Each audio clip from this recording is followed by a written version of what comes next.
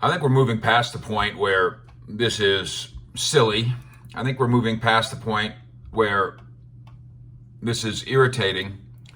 I think we've now advanced to the point where this is embarrassing. Mike Fisher reporting from Oxnard, California on your Dallas Cowboys. Sniveling is the word that Jerry Jones has chosen to use for reasons that I can only wildly guess at in describing Jimmy Johnson. He just won't stop it. Dallas Cowboys owner Jerry Jones has long faced criticism for his failure to add Jimmy Johnson to the team's Ring of Honor, despite his summer of 2021 pledge to do so this weekend here in Oxnard. Jerry indicated once again that the induction of the legendary coach is an inevitability. Good. But it's an interview with Newey Scruggs. Mr. Newey, I get to make that decision. It isn't, at the end of the day, all tailored around whether Jimmy is sniveling or not. What? That's Jerry talking to Newey Scruggs of NBC5. Sniveling? What are we doing here? That is, frankly, a terrible and insulting choice of a word. I have tried to think my way through what in the last year could have happened that would have caused Jerry's brain to come up with the word sniveling. And of course, Jerry will probably visit with the media today and say, I don't mean Jimmy is sniveling. I mean, what if he was You connected Jimmy Johnson with sniveling. That's what your brain did.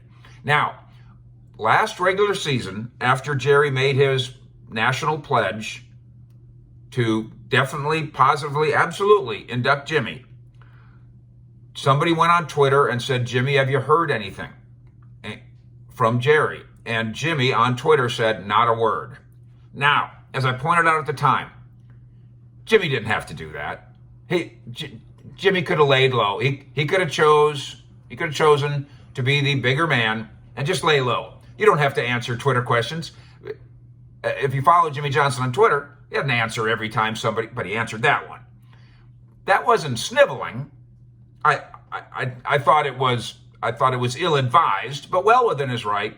That's as close as he's come to sniveling. Jones is the one-man committee. Some people, by the way, nationally don't understand this. Tex Schramm was the one-man committee too. That's the way it is. That's not a crime. Doesn't mean, by the way, that he doesn't consult other people's brains, pick other people's brains. He does. But he is in control of the inductees into the team's Ring of Honor. That's a fact. Jimmy and Jerry were the co-architects of the dynastic teams that won 3 Super Bowls in the 90s. That's a fact. And I say that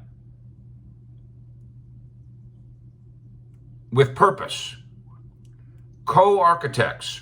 It's so important to me as a curator of Cowboys history, now that I've been doing this for 32 years, it's so important to me that history try to recognize that Jimmy was the architect, even of the Super Bowl team that won it when he wasn't here anymore. He was still a co-architect of it, and that none of it happens without Jerry, and therefore he's a co-architect. I think that's a very fair way to characterize what those two Hall of Famers.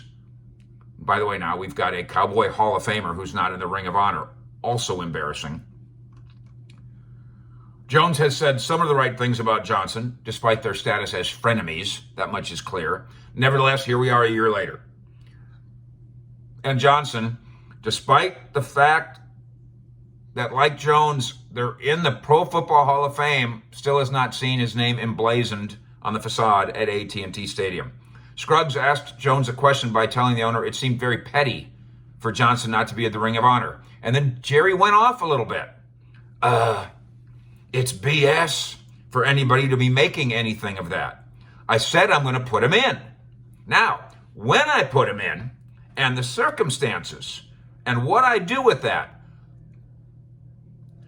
there's a lot more than Jimmy to think about here, Jerry says.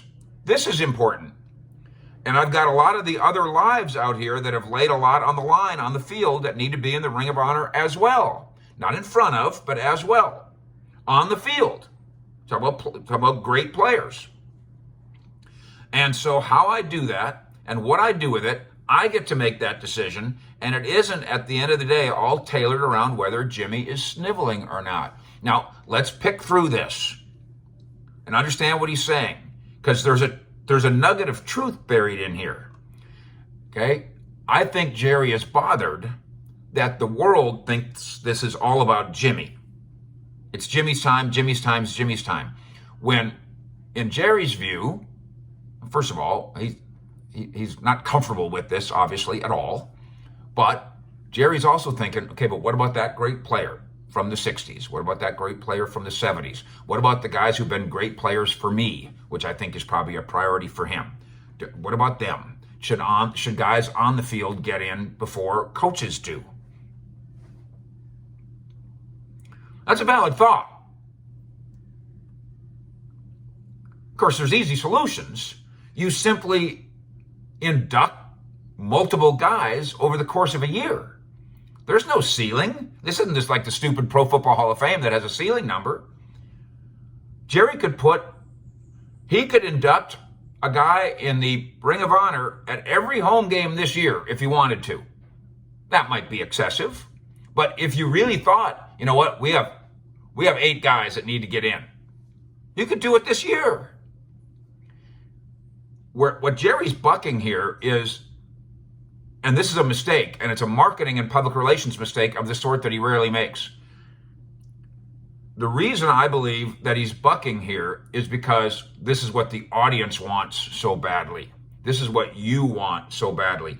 Off the top of my head, as I speak to you now, I don't have the name of the player. There's a bunch of them. But I don't have the singular name of the player that pops right in my mind that must be in the Ring of Honor. Hurry up. 60s, 70s, 80s, 90s, 2000s, I don't have one. I have a bunch, but I don't have the one. On everybody's minds, Jerry is the one. Jimmy is the one. And I think that irritates Jerry.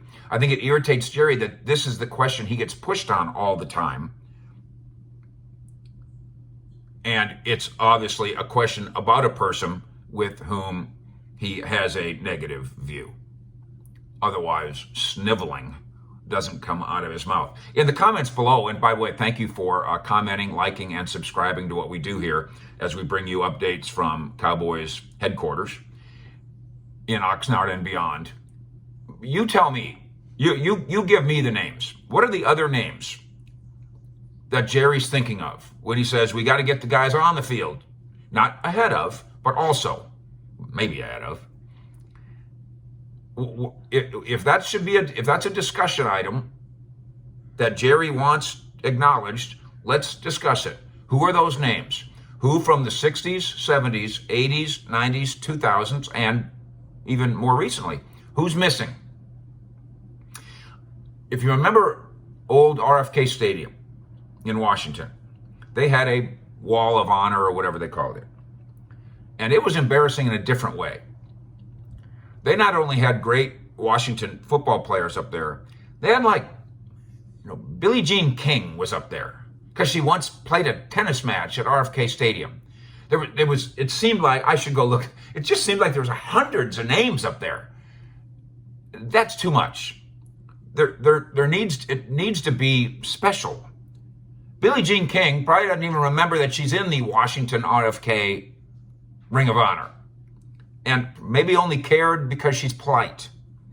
And all these other names. I'm not suggesting that. I'm not saying we open the floodgates for every single guy who ever played here. But there's a lot of Super Bowl champion, a lot of Super Bowl participants, a lot of all-pros, a lot of Pro Bowlers, a lot of long-timers who devoted their football life, coaches, players, executives, and more. Let's talk about some of those names while also trying to help Jerry understand that the reason the public, I think, is focused on Jimmy, certainly the reason that I keep coming back and focusing on Jimmy, is because let's say you think that Nate Newton should be the Ring of Honor. Okay, that's fine. How old's Nate? 55? Something like that? All right, that gives you a little time. Jimmy and Jerry are going to be 80. I don't want to see a Jimmy Johnson Ring of Honor induction ceremony conducted by John Stephen, who hands the jacket to Jimmy's grandson, because we let bitterness and words like sniveling get in the way year after year, then decade after decade. And the next thing you know, we can't have Jimmy Johnson show up at AT&T Stadium because Jimmy Johnson's dead. And we can't have Jerry Jones give him a hug because Jerry Jones is dead too. That's why I put this on the front burner. BULLSH, out.